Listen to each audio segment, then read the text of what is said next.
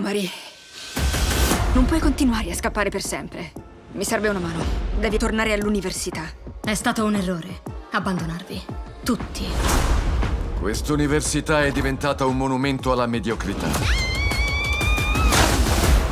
Il nuovo rettore. Lui era all'Elmira.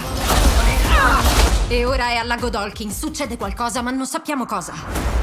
La VOT sta riaprendo il programma di ricerca chiamato Progetto Odessa. Era stato varato da Thomas Godolkin.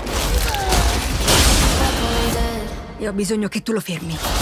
Noi siamo dalla stessa parte. È una cosa più grande di noi. Dobbiamo scoprire che cosa sa su Odessa. Per Andre. Sarò estremamente chiara. Questo piano è folle e lo detesto. Ma ci sto.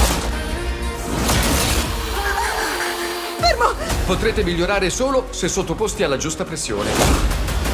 Marie, potresti essere il super più potente mai uscito dalla Godolkin.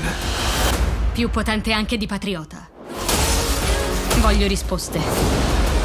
Vuoi sapere che cos'è il progetto Odessa? Ed è così che lo scoprirai. Cypher pensa che io sia un'arma potente.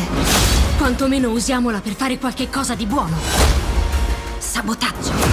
Voglio che tutto questo sparisca! È il momento. Tu sei più forte degli altri. Accettalo. Questo ti rende uno dei super più potenti sulla faccia della Terra.